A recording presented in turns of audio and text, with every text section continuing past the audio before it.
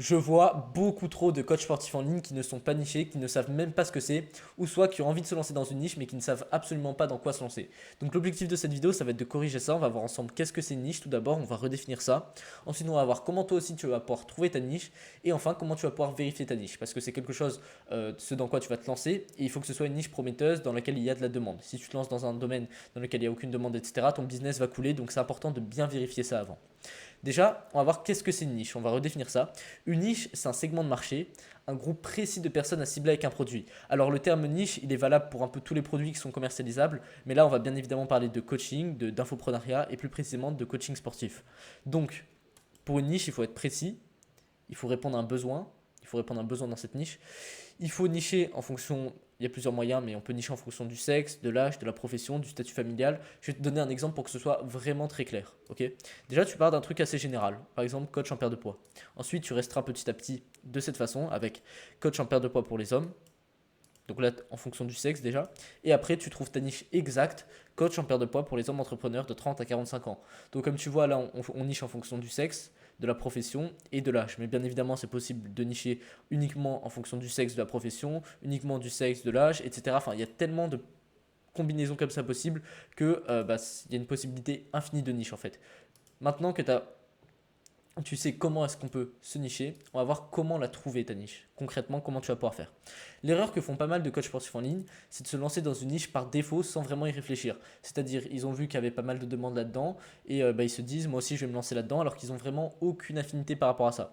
La bonne chose à faire en se lançant dans une niche, c'est déjà de répondre à un besoin, c'est de se lancer dans une niche avec laquelle tu as une affinité. Par exemple, l'idéal c'est de se lancer dans une niche qui correspond à ton ancien toi.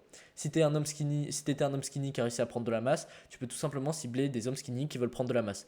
Euh, Travailler avec des personnes qui correspondent à ton ancien toi, ça va vraiment être incroyable parce que tu sais exactement ce à quoi ils sont confrontés et tu es beaucoup plus à l'aise à accompagner ces personnes-là plutôt qu'un autre groupe de personnes parce que tu sais ce qu'ils ont vécu.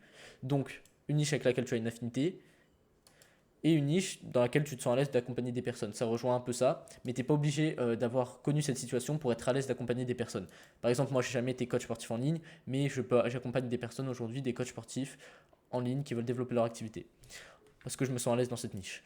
Bien évidemment, tu dois te lancer dans la niche dans laquelle tu apporteras le plus de résultats à tes clients. Si tu es plus performant dans telle niche plutôt que dans telle niche, lance-toi dans la niche dans laquelle tu es le plus performant. C'est totalement logique.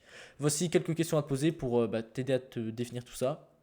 Déjà, tu dois te demander, est-ce que j'ai de l'expérience dans cette niche? Là, tu as peut-être trouvé une idée, tu te dis, ok, je vais pouvoir me lancer dans ça, probablement, ou ça. Si tu n'as vraiment pas d'idée, ce que tu fais, tu demandes à ChatGPT, tu lui fais l'inventaire de tes connaissances, tu dis que tu veux devenir coach sportif en ligne, nanana, et tu lui dis, dis-moi des possibilités de niche qui sont prometteuses, tout simplement.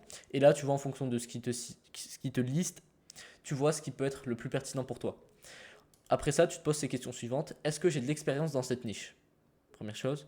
Est-ce que je me vois prospecter, closer et accompagner des personnes avec ce profil? Tu dois vraiment te visualiser en train de parler à ces personnes-là, en train de les accompagner, de voir les problématiques auxquelles elles font face et de voir si tu es vraiment capable de les aider par rapport à ça. Donc, sois bien attentif là-dessus, enfin, interroge-toi bien là-dessus.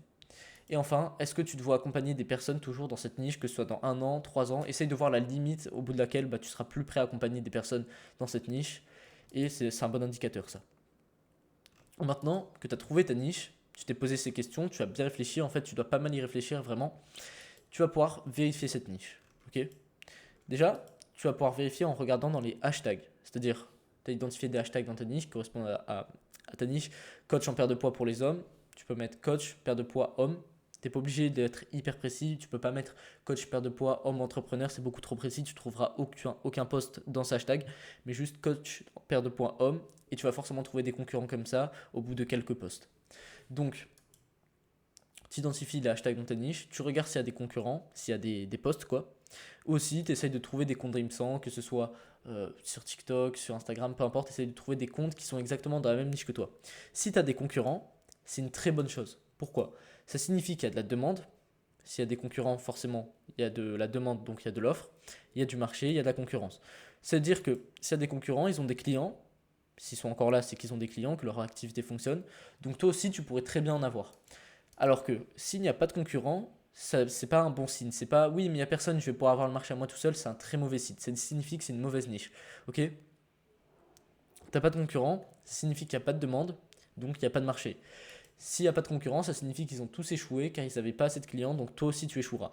Alors attention, ce que je dis là, c'est valable uniquement pour du coaching en ligne. Ok, si aujourd'hui tu lances une startup, faut pas qu'on me dise oui, tu dis un truc limitant, là, un facteur limitant. Les startups qui se sont lancées, c'est totalement faux ça, elles ont créé un marché. Oui, pour une startup, on parle. Là, on parle bien évidemment de coaching en ligne, d'infoprenariat. Quand tu fais de l'infoprenariat, tu réinventes pas la roue, tu crées pas un nouveau marché. Tu regardes ce qui se fait déjà sur le marché, tu auras des concurrents, et toi, tu essayes de faire mieux que ces concurrents simplement pour obtenir des clients. Donc, c'est uniquement valable pour du coaching en ligne, je précise bien. Regarde si tu as des concurrents, si tu en as, tu te lances dans cette niche. Si tu n'en as pas, c'est très mauvais signe et trouve une autre niche. Ok.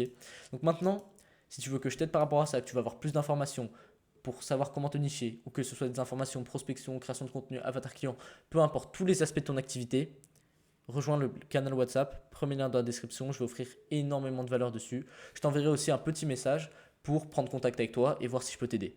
Donc, je te dis à très vite dans le canal WhatsApp ou à demain dans la prochaine vidéo.